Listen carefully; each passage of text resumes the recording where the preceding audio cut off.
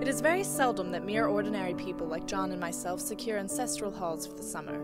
A colonial mansion, a hereditary estate, I would even say a haunted house, and reach the height of romantic felicity, but that would be asking too much of fate. Still, I will proudly declare that there is something queer about it. Else why would it be let so cheaply? And why would it have stood so long untenanted?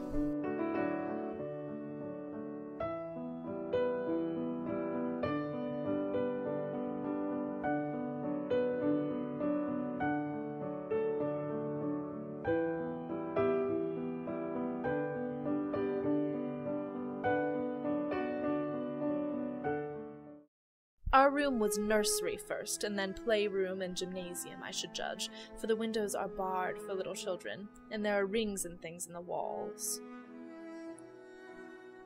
Ugh, and I never saw a worse paper in my life.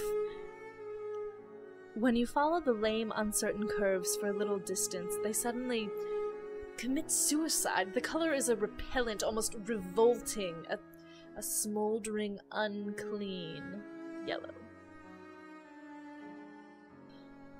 John is practical in the extreme. He has no patience with faith, an intense horror of superstition, and he scoffs openly at any talk of things not to be put down in figures. John is a physician, and perhaps, I would not say it to a living soul, of course, perhaps that is the reason I do not get well faster. There's a very funny mark on this wall, low down near the mopboard. A streak that runs around the room as if it had been rubbed over and over. I wonder how it was done and who did it and what they did it for. Round and round and round and round and round and round. It makes me dizzy! And the smell! Oh, I find it hovering in the dining room, skulking in the parlor, hiding in the hall, lying in wait for me on the stairs. It gets in my hair. Such a peculiar odor, too. I thought seriously of burning the house to reach the smell. But I'm getting really fond of this room in spite of the wallpaper. Perhaps because of the wallpaper. I lie here on this great, immovable bed, it's nailed down, I believe, and follow that pattern about by the hour. It is as good as gymnastics, I assure you. Oh, dear John, he loves me very dearly and hates to have me sick. I tried to have a real, earnest, reasonable talk with him the other day and tell him how I wish he would let me go and make a visit to Cousin Henry and Julia. But he said he would as soon put fireworks in my pillowcase as to let me have those stimulating people about now. And I did not make a very good case for myself, for I was crying before he had finished. I lie down ever so much now. John says it's good for me to sleep all I can. I'm absolutely forbidden to work until I'm well again. And I meant to be such a help to John, such a real rest and comfort, and here I am, a comparative burden already. I never mention the paper anymore. There are things in that paper that nobody knows but me or ever will.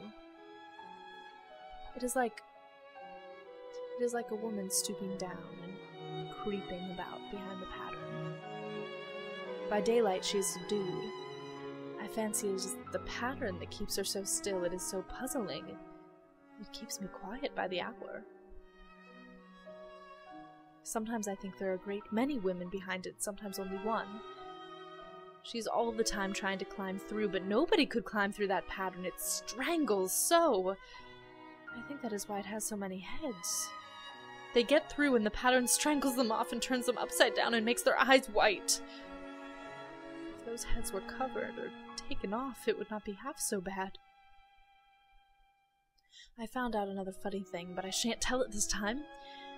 It does not do to trust people too much. There are only 2 more days to get this paper off, and I believe John is beginning to notice. I don't like the look in his eyes.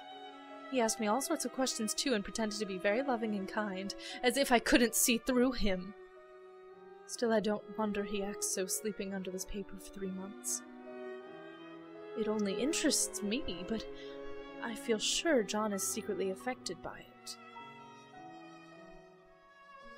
As soon as it was moonlight, and that poor thing began to crawl and shake the pattern, I got up and ran to help her. I pulled and she shook. I shook and she pulled, and before morning we had peeled off yards of that paper. Then I peeled off all the paper I could reach standing on the floor. It sticks horribly and the pattern just enjoys it, although strangled heads and bulbous eyes and waddling fungus growths just shriek with derision. I'm getting angry enough to do something desperate. To jump out the window would be admirable. Besides, I wouldn't do it. I know well enough that a step like that is improper and might be misconstrued. Why, there's John at the door. It is no use, young man, you can't open it. How he does call and pound. Now he's crying for an axe. What is the matter? He cried. For God's sake, what are you doing? I've got out at last, said I, in spite of you. And I've pulled off most of the paper, so you can't put me back. Now, why should that man have fainted?